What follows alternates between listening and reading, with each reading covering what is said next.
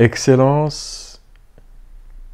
le directeur général de l'ICESCO, Dr Salim El-Malik, l'ensemble des intellectuels, des chercheuses, des chercheurs, de la direction de l'ICESCO, permettez-moi tout d'abord de vous exprimer mes plus vifs remerciements pour votre accueil aujourd'hui dans ces exhalations ramadaniennes pour participer avec vous avec quelques idées simples sur ce qui peut être quelques expressions de ces exhalations. Nous savons à quel point, et vous le montrez par l'œuvre que vous accomplissez, la culture est aujourd'hui essentielle pour rassembler les esprits, pour tisser des liens, pour construire l'avenir. Nous savons qu'il faut aller au-delà des conflits de représentation et de prendre cette plateforme commune de nos valeurs culturelles, de notre créativité, de nos itinéraires et de voir tout simplement comment relier tout cela par des liens d'échange, par des liens de réflexion, par des liens de création et de créativité. Nous savons que nous traversons aujourd'hui un moment très difficile à l'échelle internationale, mondiale. C'est une très grande épreuve, mais nous savons aussi que dans ce domaine, il n'y a pas de hasard, il n'y a que la providence divine qui s'exprime et qui exprime sa volonté, et qu'il y a beaucoup à apprendre de chacune des épreuves qui peuvent nous arriver dans la vie, et celle-ci est une épreuve collective à une très grande échelle. Mais nous savons aussi que, en dehors de toutes ces situations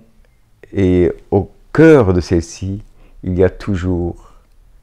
la présence d'une miséricorde, d'une sagesse et d'un enseignement divin qu'il nous faut savoir comprendre et décrypter. Nous le voyons à travers tout ce qui nous arrive, à travers tout ce processus de créativité particulier qui s'est mis en place et en branle avec une force, une intensité tout à fait surprenante, puisque nous avons vu que nous avons pu réagir, retrouver des sources et des ressources nouvelles pour d'abord nous interroger sur nous-mêmes et du monde qu'il nous appartient de construire. Nous savons que, et aujourd'hui l'ICESCO joue un rôle important de ce point de vue-là, et toutes les institutions internationales qui ont cette vocation, à quel point la culture est une plateforme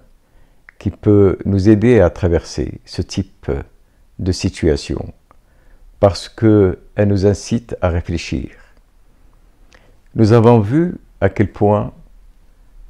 ce qui auparavant aurait pu être considéré comme une difficulté pour notre monde, menant peut-être aux formes tellement craintes de transhumanisme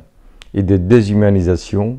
eh bien nous avons vu à quel point cette technologie de la communication pourrait être au service de cette culture et de ses valeurs spirituelles. Elle peut être aussi mise en service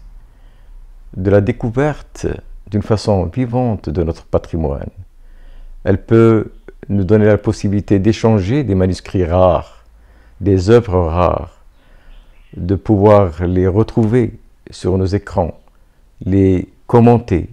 les enseigner. Tout cela, je crois, nous pouvons le retrouver au cœur même de l'épreuve du monde que nous connaissons. Et cela peut nous donner une occasion de revoir notre façon de nous comporter vis-à-vis de cette mémoire ancienne, mais qui devient présente par les échanges actuels,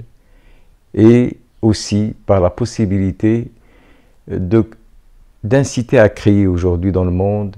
une dimension qui me paraît essentielle et qui est celle d'un humanisme spirituel. Pas simplement un humanisme classique, comme on a pu le connaître, avec les limitations et le phénomène d'épuisement qui est le sien aujourd'hui, mais un humanisme qui prend en compte la dimension transcendantale et spirituelle de l'être et qui nous permet de nous orienter de telle manière à ce que nous puissions aller chercher aussi loin que possible les ressources dont nous avons besoin pour construire tous ensemble l'avenir.